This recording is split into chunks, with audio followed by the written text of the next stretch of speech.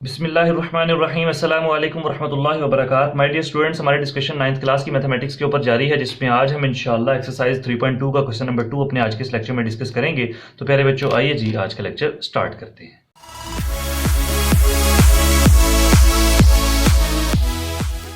प्यारे बच्चों, ये मैं प्रीवियस लेक्चर्स में भी आपको बता चुका हूं कि पॉइंट के आगे पीछे होने से फर्क सिर्फ करैक्टर पर पड़ता है, मंटीसा पर कोई फर्क नहीं पड़ता। मिसाल के तौर पर अगर मेरे पास कोई नंबर हो 232.92 और एक नंबर हो 2.3292 और एक नंबर हो 232.9.2, तो इन तमाम की तमाम वैल्यूज का मंटीसा जो होगा वो सेम होगा।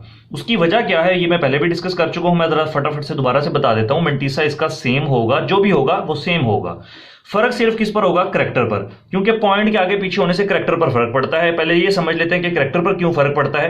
क्योंकि हमने ये पढ़ा कि हमने इन तमाम वैल्यूज को साइंटिफिक नोटेशन में कन्वर्ट करना है।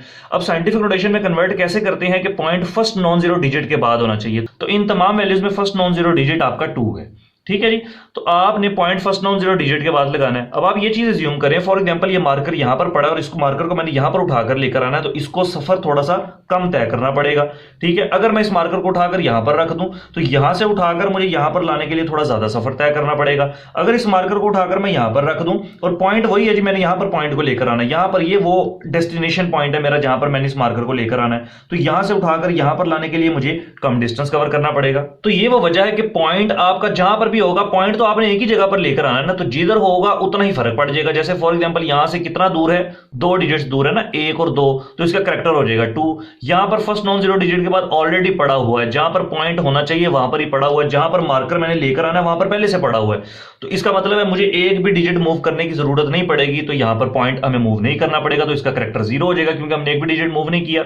अब यहां से देखें जी, 1 2 3, तो मुझे थोड़ा दूर से पॉइंट लेकर आना है और लेकर मैंने यहां पर ही आना है। तो यहां पर इसका करैक्टर देखें, इसका करैक्टर 3 आया, इसका करैक्टर 0 आया और इसका करैक्टर 2 आया, ठीक है।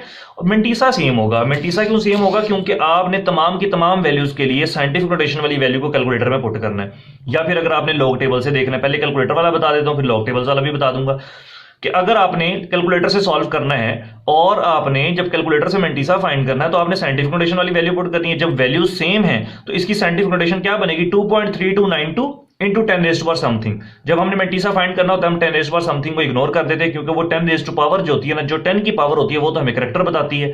तो मंटीसा के लिए हम क्या करेंगे कि 2.3292 पुट करेंगे। इसी तरह इसके लिए भी 2.3292 और इसके लिए भी 2.3292।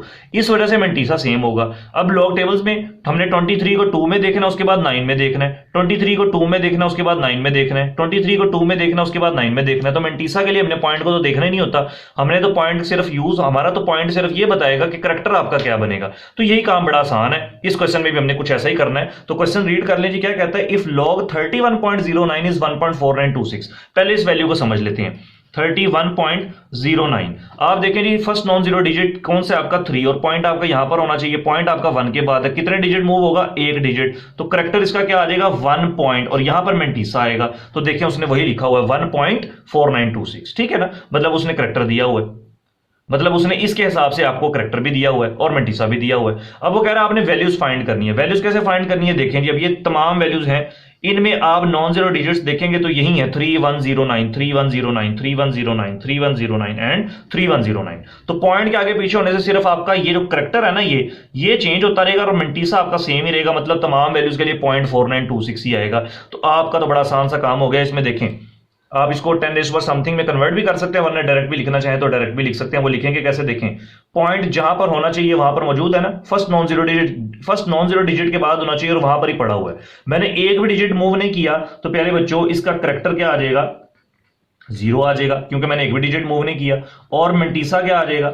मंटीसा आपको पता है वही आएगा 0.4926। तो दोनों को मिला के लिख देंगे तो आपका क्या आंसर बन जाएगा जी? यहां पर मैं लिख देता हूं 0.4926। उसकी वजह क्या है कि मैंने जो पॉइंट जो है वो एक भी डिजिट मूव नहीं किया, तो मेरा तो करैक्टर 0 हो गया, क्योंकि जहां पर होना चाहिए था वहां पर ऑलरेडी पड़ा हुआ है। अगर आपको ये समझ नहीं है तो आगे भी पार्ट्स हम करेंगे, आपको मजीद आसानी से समझ आ जाएगा। देखिए इसमें गौर करें, पॉइंट कहां पर होना चाहिए? 3 के बाद, वो पड़ा हुआ 0 के बाद, तो मुझे यहां पर लेकर आना पड़ेगा 1 और 2। ये मैं आपको बता चुका हूं कि पॉइंट इधर से इधर आता है तो पॉजिटिव करैक्टर होता है, इधर से उधर जाता है तो नेगेटिव करेक्टर होता है। तो ये देखें जी कितने डिजिट्स मूव होगा, 1 और 2, तो करेक्टर आ गया 2 पॉइंट। और देखिए 3109 इसका मेंटीसा उसने दिया हुआ है 4926, तो 4926 आ जाएगा। आप चाहें तो इसमें पहले ये भी लिख सकते हैं कि करेक्टर फाइंड कर लें, फिर मेंटीसा फाइंड कर लें, फिर दोनों को मिला के लिख दें, इस तरह भी ठीक है। ये आ जाए, क्योंकि शॉर्ट क्वेश्चन में आते हैं या ज्यादातर एमसीक्यूज में पूछे जाते हैं, तो इसलिए कोई खास इंपॉर्टेंट क्वेश्चन नहीं है ये। बहरहाल पार्ट 3 पर आ जाए। ये देखें पॉइंट यहां पर होना तो 3 के बाद चाहिए था, क्योंकि ये जीरोस हैं, हमने पॉइंट हमेशा फर्स्ट नॉन जीरो डिजिट के बाद लगाना है, यही साइंटिफिक नोटेशन होती है। तो 1 2 3 इधर से इधर की तरफ जाए तो नेगेटिव, तो नेगेटिव करेक्टर होता है, तो हमें पता है कि हम करेक्टर के ऊपर नेगेटिव का साइन लगा देते हैं, तो -3.4926 सेम वैल्यूज, तो 4926 आ जाएगा, क्योंकि 3109 वैल्यू सेम है, तो इसका मेंटीसा जो होगा वो भी क्या होगा, बिल्कुल सेम होगा। अब आ जाइए आखिरी पार्ट करते हैं जी इस क्वेश्चन का। इसमें देखें जी point first non zero digit के बाद अभी भी नहीं है, यहां से इधर को जाना है, इधर से इधर को जाता है, मतलब लेफ्ट से राइट की तरफ जाता है, तो नेगेटिव साइन लगता है। तो क्या प्यारे बच्चों आंसर आ जाएगा, इसका करेक्टर एक डिजिट मूव हुआ तो -1 पॉइंट 3109, और 3109 का हमें मेंटीसा पता है, उसने क्वेश्चन में दिया हुआ 4926। मतलब कि यहां से हम चाहें तो हम कैलकुलेटर भी इस्तेमाल कर सकते थे, लेकिन ये वैल्यू देने का मकसद ये हुआ कि हम इन क्वेश्चंस को बिना कैलकुलेटर के फाइंड कर सकते हैं। उसकी वजह क्या है, क्योंकि उसने मेंटीसा दिया हुआ है, हमें तो करेक्टर फाइंड करना आता है कि हमने पॉइंट को उठाकर फर्स्ट नॉन जीरो डिजिट के बाद लगाना है। मेंटीसा जाहिर है फाइंड करने के लिए लॉग टेबल्स चाहिए होंगे या कैलकुलेटर्स की जरूरत पड़ेगी, तो इस वजह से उसने मेंटीसा खुद दिया हुआ है। ये सेम वैल्यूज यूज हो रही है ना 3109, देखिए मेन जो वैल्यूज है 3109 वो हर किसी में मौजूद है, तो इनका करेक्टर तो सेम होगा। अगर मैंने लॉग टेबल से देखना है तो देखिए मैंने क्या करना है, 31 को 0 में देखना है, आगे 9 में देखना है, 31 को 0 में देखना है, आगे 9 में देखना है, 31 को 0 में देखना है, आगे 9 में देखना है। ये तो जीरो है ना, इनको तो छोड़ दें, 31 को 0 में देखना है, आगे 9 में देखना है, ये भी 0 है, इसको भी छोड़ दें, 31 को 0 में देखना है, आगे 9 में देखना है।